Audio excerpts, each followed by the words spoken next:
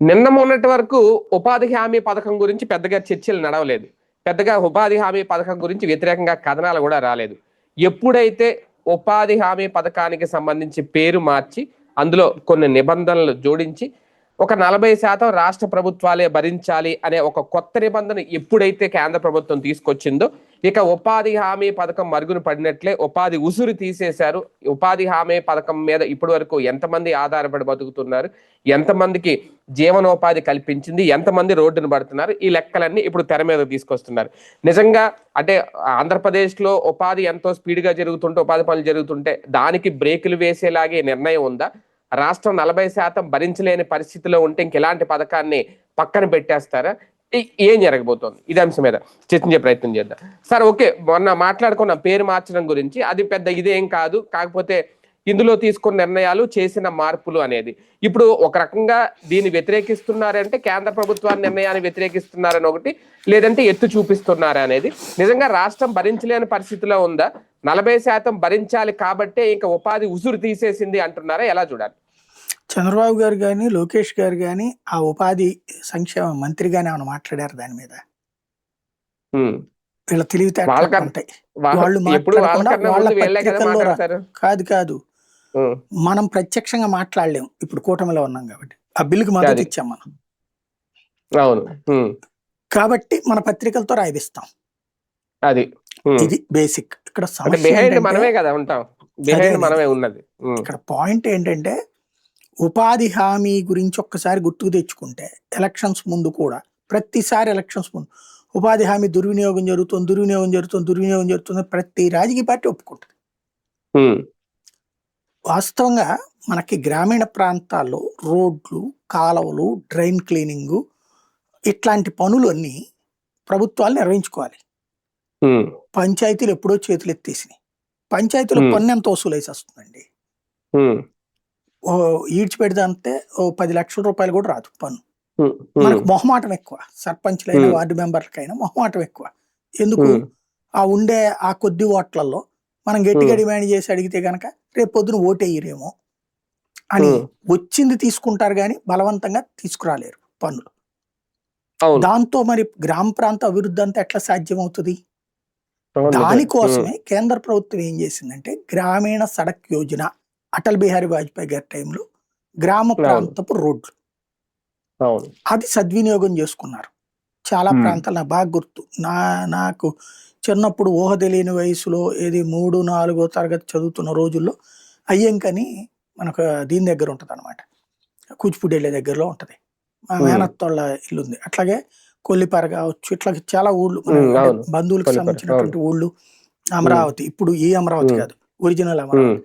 ఇవన్నీ మన బంధువుల ఊళ్ళేనమాట. రేపల్లె, నూతొక్కి, రేపల్లె కాదు, నూతక్కి అనేది పక్కా పల్లెటూరు కదా. ఇవన్నీ నేను బంధువులకి వెళ్ళేవాడిని. అక్కడ కనిపించేటటువంటిది రోడ్లు అసలు ఉండే కాదు. నా చిన్నప్పుడు, నా 10th క్లాస్ దాకా కూడా రోడ్లు ఉండే కాదు. అదంతా మట్టి రోడ్లు అంతే. ఊరు మొత్తం మీద ఎక్కడో ఒక్క చోట కొంత సిమెంట్ రోడ్డు ఉంటుంది, తారు రోడ్డు, సిమెంట్ రోడ్డు ఊరు మొత్తం మీద. మెయిన్ R&B రోడ్డు మాత్రమే తారు రోడ్డు, మిగతా అదంతా మెట్రో రోడ్లే ఉండే అప్పట్లో. అలాంటిది ఇప్పుడు ఎట్లా ఉంటున్నాయి? సిమెంట్ రోడ్లు మ్యాక్సిమం వేస్తున్నారు. ఎందుకని? ఆ గ్రామీణ సడక్ యోజన కింద అలాగా వీళ్ళు సెట్ అయ్యారు. తర్వాత వాస్తవంగా ఈ నరేగా స్కీమ్ తెచ్చింది ఎందుకని? పని లేని వాళ్ళకి పని ఇవ్వడం. మొదట ఇది సుప్రీంకోర్టు తీర్పు కారణంగా ఈ పథకం స్టార్ట్ చేయాల్సి వచ్చింది. అటల్ బిహారీ వాజ్పేయి గారు ప్రధానమంత్రిగా ఉన్నప్పుడు మనకి ఈ ధాన్యం సేకరిస్తారు కదా రైతుల దగ్గర నుంచి. ఈ సేకరించిన ధాన్యం సముద్రంలో పారపోసారంటూ ఏదో ఇంగ్లీష్ పత్రికలో కథనాలు వచ్చినాయి. సముద్రంలో పారబోసేశారని చెప్పేసి. అవునా కాదా అన్న దాని మీద ప్రజా ప్రయోజన వ్యాజ్యం వేస్తే కోర్టు అడిగింది ప్రభుత్వాన్ని. అవును, పారపోసామని చెప్పారు. అదేంది బియ్యం పారబోయడం ఏంటన్నారు. మరి రైతుల్ని పోషించడం కోసం ధాన్యం సేకరిస్తామమ్మా, ఏం దుడ్డు బియ్యం తినేవాళ్ళు లేరు. దాంతో పోయి విదేశాలకు ఎవరికన్నా ఫ్రీగా పంపిద్దామంటే మనకు అదనపు కాస్టు, కొనుక్కోమంటే కొనేవాళ్ళు లేరు అక్కడ.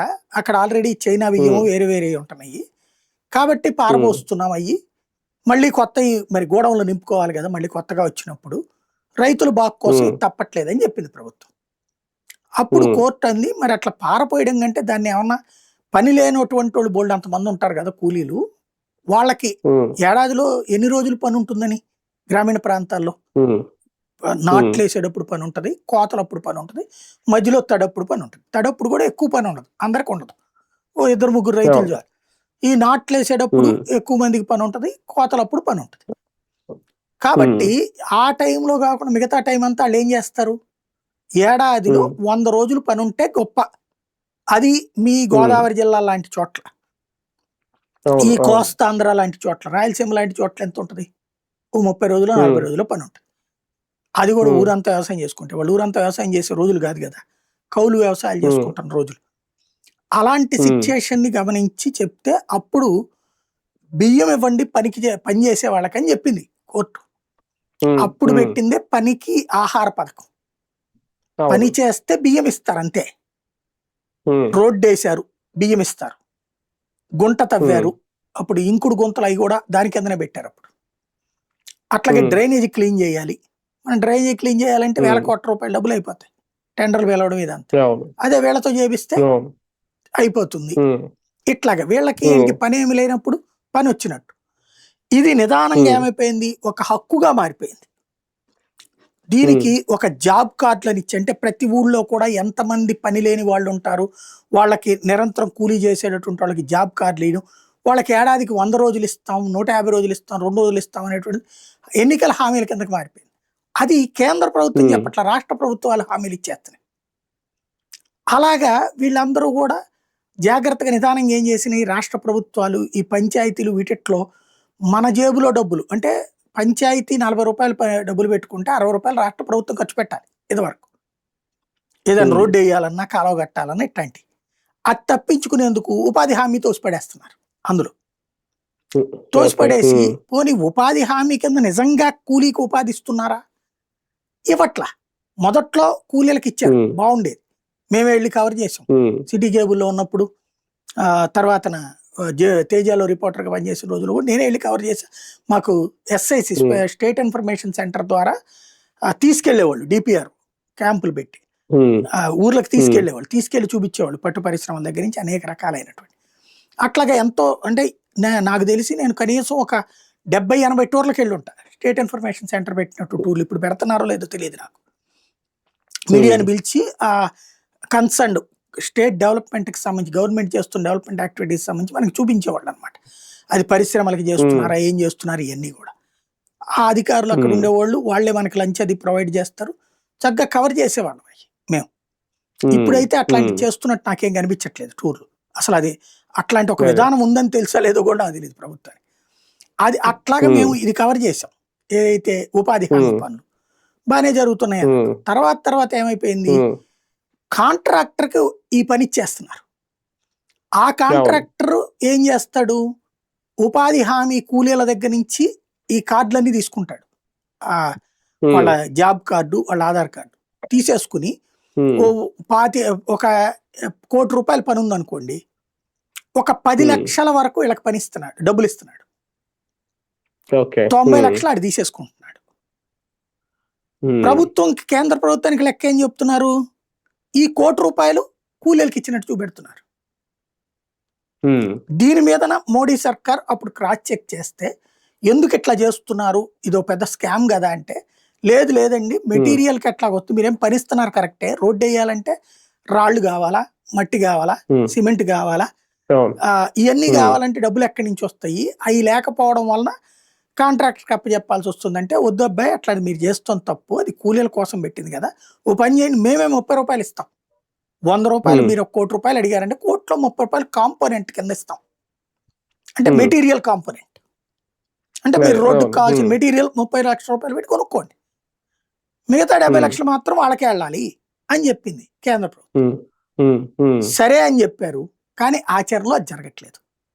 ఏం జరుగుతున్నది, కూలీలకి పని అప్పచెప్పినట్టు పని ఇచ్చినట్టు రికార్డులో చూపెడుతున్నారు, పని మాత్రం వాళ్ళకి ఇవ్వట్లేదు. కాకపోతే ఏంటి, 10 రోజుల పనిలో 1 రోజు 2 రోజులో వాళ్ళకి ఇస్తున్నారు. ఆ 1 రోజు 2 రోజు వస్తుంది కదా అని చెప్పేసి వాళ్ళు సైలెంట్గా ఉంటున్నారు, వాళ్ళు ఏం తిరగబడి చేయట్లేదు, వాళ్ళకి తెలియదు కూడా, ఎంత అవగాహన కూడా ఉండదు, నడిచిపోతుంది. మీరు అక్కడ ఊళ్ళల్లో చూస్తే పనికి ఆహార పథకం కింద రోడ్డు వేసామంటారు, ఎంతమంది ఎన్ని రోజులు పనిచేశారన్నది క్లారిటీ లేదు. అధికారులకు తెలుసు అదంత వ్యవస్థ లోపం ఎక్కడ జరుగుతుందో, ప్రజాప్రతినిధులకు కూడా తెలుసు. ఎందుకంటే ప్రజాప్రతినిధులే కాంట్రాక్టర్లు అక్కడ, లేదా వాళ్ళ బినామీలే కాంట్రాక్ట్ చేస్తుంటారు. ఇది చూశాక అంటే తర్వాతన కేంద్ర ప్రభుత్వం ఏం చేసింది, సోషల్ ఆడిట్ పెట్టమంది. ఓ రోడ్డు వేసినప్పుడు ఆ రోడ్డుకి ఎంతమంది కూలీలు ఉన్నారు, నిజంగా అంతమంది కూలీలు వచ్చారా లేదా. అది సోషల్ ఆడిట్ అంటే ఏంటి, ఆ ఏరియాలో ఉన్నటువంటి ప్రజలతో ఒక కమిటీ వేసి ఆ కమిటీ వాళ్ళు చెక్ చేయాలి రోడ్డు ప్రారంభం అప్పటి నుంచి, అంటే ఆ పని ప్రారంభం అప్పటి నుంచి ఎండింగ్ దాకా నిజంగా రోజు అంతమంది మస్తర్లు ఉన్నాయా లేవా ఇవన్నీ. కానీ అది కరప్ట్ చేసేసాం మనం, రాజకీయ కార్యకర్తలను పెట్టేసేసి వాళ్ళకి కొంత డబ్బులు ఇచ్చేసి వాళ్ళ నోరు మూయిస్తున్నాం. దాంతో కేంద్ర ప్రభుత్వం ఇప్పుడు ఏం చేసింది, మీరు పని ఏదైతే పెట్టుకుంటారో పెట్టుకోండి, కోటి కాదు 50 లక్షల పనికే పెట్టుకోండి. సరే 2 కోట్ల పని కావాలా, నలుగురు చొప్పున పెట్టు, అంటే ఒక్కొక్క కాంట్రాక్ట్ 4 కాంట్రాక్టర్ని పెట్టుకో. దెన్ దీంట్లో కాంపొనెంట్ కింద మేము ఇచ్చేటటువంటి 15 లక్షలు ఇస్తున్నాం, 30%. మిగతా 35 లక్షలు రైతు కూలీకే వెళ్ళాలి, అదే కూలీకే వెళ్ళాలి, రైతు కూలీనా భవన నిర్మాణ కార్మికులకి. ఇది మీ చేతి క్యాష్. చంద్రబాబు టైంలో బకాయిలు జగన్ ఆపాడు, జగన్ టైంలో బకాయిలు చంద్రబాబు ఆపాడు. కోర్టులకు కూడా వెళ్ళారు. వెళ్ళినప్పుడు సోషల్ ఆడిట్ చూపించాడు సాక్ష్యం కింద జగన్. సోషల్ ఆడిట్ అక్కడ రోడ్డే లేదు, ఉన్నట్టు చూపెడుతున్నారు. కాలవే కట్టలేదు, కట్టినట్టు చూపెట్టారు. అలాంటి వాటిట్లో బిల్లులు ఆగిపోయినాయి, ప్లస్ వాళ్ళ మీద కేసులు పెట్టారు. అంటే చివరికి ఇది ఎట్లా అయిపోయిందంటే, ఇది పని జరిగేది కాదు చచ్చేది కాదని చెప్పేసి డబ్బులు సంపాదించేసేసుకుని కూలీలకు కొంచెం డబ్బులు ఇచ్చేసేసి వీళ్ళు మిగతా తినేస్తున్నారు, రోడ్డు వేసేసినట్టు రికార్డులో చూపెట్టేస్తున్నారు, లేదా వేసిన రోడ్డే మళ్ళీ వేస్తారనమాట. సినిమాలో కవిత్వం ఉంది కదా, చెల్లి పెళ్లి మళ్ళీ మళ్ళీ అని, అట్లాగా వేసిన రోడ్డే మళ్ళీ మళ్ళీ వేస్తుంటారు అనమాట. ఈవెన్ రోడ్ల గుంతలు పొడచడానికి కూడా దాంట్లో వేసేస్తున్నారు. అందుకని కేంద్ర ప్రభుత్వం ఈ ప్రపోజల్ ముందు రావాలి మాకు, ప్లస్ నీకు ఓకే అయ్యాక ఆ ఎంతమంది కూలీలు ఉన్నారో ఆ కూలీల ఆధార్ నెంబరు, వాళ్ళ అకౌంట్ నెంబరు, వాళ్ళ జాబ్ కార్డ్ నెంబరు మాకు అప్లోడ్ చేయి, డైరెక్ట్ గా మేము వేస్తాం డబ్బులు అంది. ఇది గొంతులో పచ్చెలక్కాయ పడిపోయింది. డైరెక్ట్ గా ప్రభుత్వం అలా చేసిన మస్తర్లలో ఏదో వీళ్ళు ఫ్రాడ్ చేస్తున్నారని తేలినట్టుంది కదా అప్పట్లో. అది తేల్చబట్టినే ఈ పని పెట్టారు. మస్తర్కి వచ్చి కంపల్సరీ సంతకం అన్నాక అది పెట్టారు. ఇప్పుడు ఈ కోణం పెట్టారు, వాళ్ళ అకౌంట్ లో డబ్బులు వేస్తారు, ప్లస్ ఆ ప్లేస్ లో పని చేస్తూ సెల్ఫీ తీసి పెట్టాలి అక్కడ, అప్లోడ్ చేయాలి ఫోటో. దీన్ని కూడా ఆ టైంకి వచ్చిపోండి అయ్యా అని చెప్తారు, అది నడుస్తుంది. కానీ ఎంతవరకు అనేది పక్కన పెడితే కరప్షన్ కంట్రోల్ అదొక పార్ట్. అవును, ఖచ్చితంగా.